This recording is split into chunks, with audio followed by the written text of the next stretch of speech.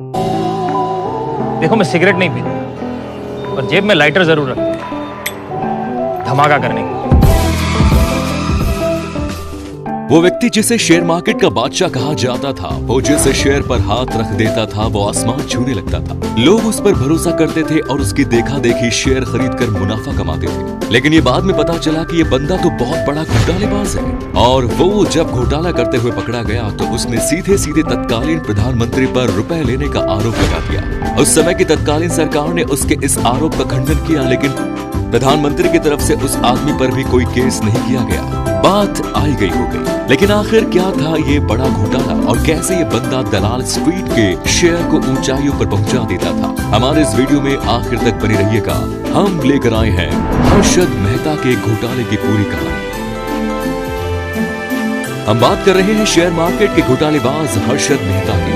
हर्षद का जन्म गुजरात के राजकोट में हुआ। शुरुआती पढ़ाई लिखाई भी राजकोट में ही हुई। इसके बाद वो छत्तीसगढ़ के रायपुर चला गया और वहां रहकर उसने पढ़ाई लिखाई की। फिर मुंबई आया और मुंबई से कॉमर्स में ग्रेजुएशन कंप्लीट किया। अपने अर्निंग करियर की शुरुआत उसने एक बीमा कंपनी में बतौर सेल्स पर्सन शुरू की। आगे चलकर उसने बीमा कंपनी की जॉब छोड़ दी। इसके बाद उसने एक शेयर ब्रोकर के अंडर में काम किया और उस काम को भी छोड़ दिया। फिर उसने अपनी खुद की कंपनी शुरू की। ये वो दौर था जब भारत में सरकार अपनी आर्थिक नीतियां बदल रही थी। साल 1992 के दौर में मनमोहन सिंह वित्त मंत्री हुआ करते थे, जबकि पीवी नरसिम्हा राव प्रधानमंत्री थे। सरकार निजीकरण को बढ़ावा देने जा रही थी। लोग सरकार का विरोध कर रहे थे क्योंकि उन्हें लग रहा था कि अब लोग बेरोजगार होंगे और नौकरियां हाथ से जाएंगी। देश एक नई इकोनॉमिक पॉलिसी को अडॉप्ट करने जा रहा था और शेयर मार्केट भी ग्रो कर रहा था। हर्षद मेहता ने दलाल स्ट्रीट में कदम रखते ही मुंबई स्टॉक एक्सचेंज में अपना नाम रजिस्टर कराया और उसके बाद तो इसकी तरक्की को पंख लग गए। मुंबई में आलीशान घर के साथ साथ इसके पास कारों का खुद का एक कॉम्पाउंड हुआ करता था, जिसे देखकर लोग काफी जेलस फील करते थे। गुजरात के एक साधारण परिवार से परिवार का लड़का अगर अचानक इतनी तरक्की कर ले तो देखने वालों की आंख में किरकिरी की तरह खटकने भी लगता है। लोगों के मन में सवाल उठने लगे कि आखिर इसके पास इतने पैसे कहां से आ रहे हैं जिसे ये इन कंपनियों में लगा रहा है। लोगों ने हर्षद मेहता को तब नोटिस किया जब उसने एक सीमेंट कंपनी के शेयर में पैसा लगाया। उस समय उस सीमेंट कंपनी का शेयर 200 रुपए का हुआ करता था, लेकिन जैसे हर्षद मेहता ने पैसा लगाया उस कंपनी का शेयर 9000 का हो गया। लोगों की आंखें फटी की फटी रह गई कि आखिर ऐसा कैसे हो गया। इसके पहले कि लोग कुछ समझ पाते, ट्रेंड कुछ ऐसा हो गया कि हर्षद मेहता जिस कंपनी का शेयर खरीदता था उस कंपनी के शेयर का रेट बढ़ते चले जाते। इसके बाद तो हर्षद मेहता की देखा देखी दूसरे शेयर कारोबारी भी उसके पीछे उसी कंपनी के शेयर खरीदने लगे जिस कंपनी के शेयर हर्षद मेहता खरीदता था। कुल मिलाकर जबरदस्त कमाई हो रही थी। कंपनियों के शेयर आसमान छू रहे थे और लोगों के बटुए में पैसा आ रहा था। आगे चलकर लोग तो हर्षद मेहता पर नजर रखने लगे कि वो किस कंपनी का शेयर खरीद रहा है, क्योंकि उन्हें उसी कंपनी का शेयर खरीदना होता था। जहां शेयर मार्केट में काम करने वाले लोग हर्षद मेहता को ब्लाइंड फॉलो कर रहे थे, वहीं कुछ लोग ऐसे भी थे जो हर्षद मेहता की सक्सेस और उसकी वर्किंग प्रोसेस के सीक्रेट्स खंगालने में लगे थे। इस बीच एक जर्नलिस्ट ने हर्षद मेहता की पोल खोल कर रख दी। दरअसल हर्षद मेहता ने बैंकिंग सिस्टम का बेनिफिट उठाकर ये पैसा कमाया था। वो दिमाग का बहुत तेज था और बुद्धिमान था। जैसे कि हम अब बुद्धिमानी की बात कर रहे हैं, तो मेरे पास आपके लिए कुछ ऐसा है जहां आप अपना दिमाग चलाकर पैसे जीत सकते हो। तो चलो मैं बताता हूँ कैसे। आप हमारी वीडियोस देखते हैं तो आपके पास भी भरपूर नॉलेज होती होगी, नहीं तो आप गूगल तो कर ही लेते हो। बस यही नॉलेज और स्किल का यूज करके आप साइड अर्निंग भी कर सकते हैं, वो भी मोबाइल ऐप से, जिसका नाम है प्रोबो। प्रोबो इंडिया का पहला ओपिनियन ट्रेडिंग प्लेटफॉर्म है, जिसमें आप अपने इंटरेस्ट के टॉपिक जैसे cricket, politics, crypto, finance etcetera पर अपनी जानकारी का इस्तेमाल करके अपनी ओपिनियन देकर पैसे कमा सकते हैं और साथ ही अपना जनरल नॉलेज भी बढ़ा सकते हैं। अगर आपका ओपिनियन सही हुआ तो आप पैसे कमा सकते हैं और अगर गलत हुआ तो भी आपका नॉलेज तो बढ़ेगा ही बढ़ेगा। तो चलिए आपको एक एग्जांपल से समझाता हूँ। सबसे पहले आपको डिस्क्रिप्शन वाले लिंक से आपको प्रोबो ऐप इंस्टॉल करना है। उसके बाद आप अपना मोबाइल नंबर रजिस्टर करते ही आपको 25 रुपए फ्री मिलेंगे।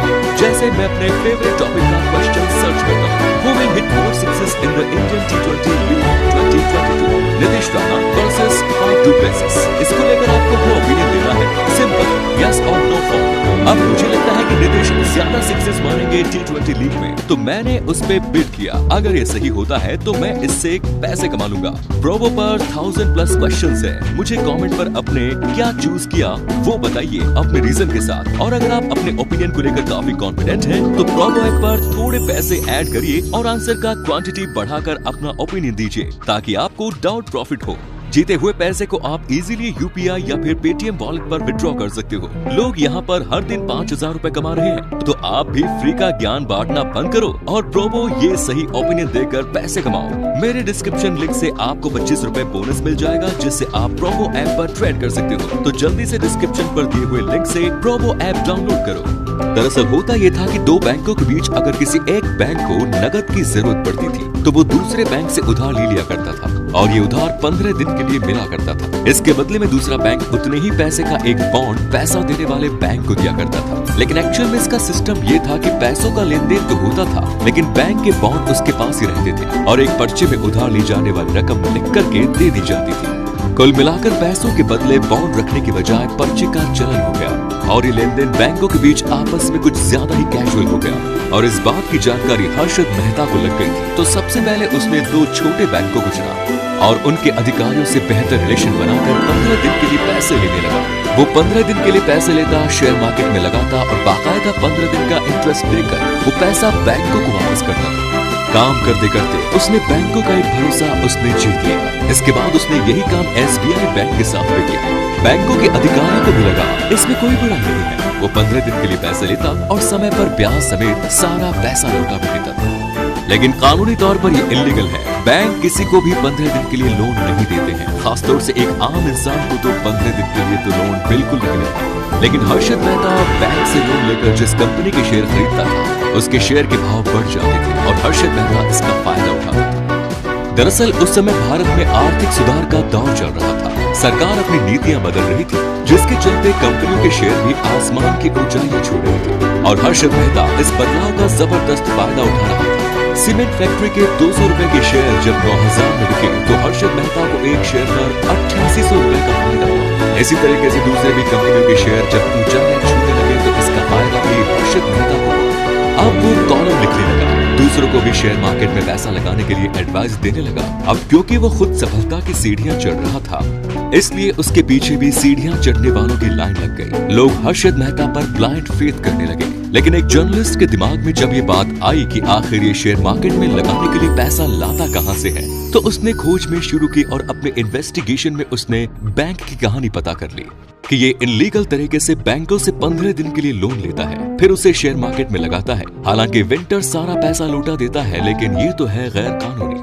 हर्षद मेहता बेरोक टोक लंबे समय तक इस काम को करता रहा और इस काम के जरिए उसने अकूत दौलत इकट्ठा की। यहाँ तक कि वो चुनाव में नेताओं को चंदा भी देने लगा। उसका रुतबा रसूख दिनों दिन बढ़ता चला गया। लेकिन कहते हैं ना कि चढ़ता हुआ सूरज भी एक दिन में ढल जाता है। कुछ ऐसा ही हर्षद मेहता के साथ हुआ। जब शेयर मार्केट में गिरावट शुरू हुई तो जिस शेयर के भाव बढ़ने की वो गारंटी दिया करता था वो औंधे मुंह गिरने लगा। शेयर के भाव गिरने से सबसे पहला नुकसान उन बैंकों को हुआ जो हर्षद मेहता पर भरोसा करके उसे लोन दिया करते थे। लेकिन जब वो मुनाफा बड़ा होने लगा तो लोन का अमाउंट भी बड़ा होने लगा। उसने SBI बैंक को ही 600 करोड़ रुपए का चूना लगा दिया, जो उसने उसे समय पर नहीं लौटाया। इसके बाद बैंक के अधिकारियों को भी हाथ पांव भूल गए, क्योंकि उनके पास भी कस्टमर का पैसा केवल 15 दिन के लिए ही रोटेट किया जा सकता था। अब समय ज्यादा होने लगा तो भेद भी खुलने लगा। इसके अलावा एक और जर्नलिस्ट इस मामले में लग गई और उसने इस मामले को इन्वेस्टिगेट करके इसकी एक प्रॉपर रिपोर्ट छापी। इस रिपोर्ट के पब्लिश होते ही हंगामा मच गया। इस मामले पर बाकायदा एक पार्लियामेंट्री कमेटी बैठी और आगे चलकर ये मामला CBI को दे दिया गया। जब जांच हुई तब ये पूरा मामला 4000 करोड़ रुपए का निकला। इस मामले को लेकर संसद में अच्छा खासा हंगामा हुआ। जब तक शेयर मार्केट में फायदा होता रहा बैंक भी मुनाफा काटते रहे, लेकिन जब शेयर मार्केट लुढ़का तो बैंकों का पैसा भी डूब गया। अब हर्षद मेहता से पैसों के लिए बैंक वाले भी तगादा करने लगे। हर्षद मेहता ने दलाल स्ट्रीट में जो घोटाला किया वो उस दौर में 4000 करोड़ का घोटाला था।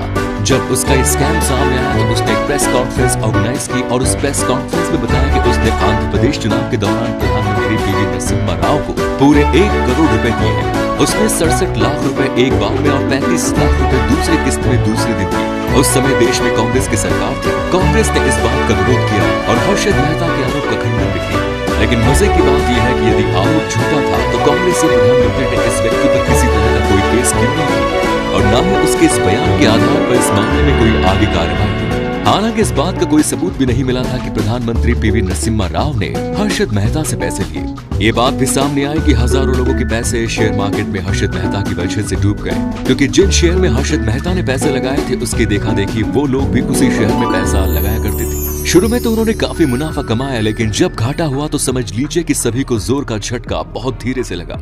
हर्षद मेहता का ये स्कैम उस वक्त लंबे समय तक मीडिया की सुर्खियां बना रहा।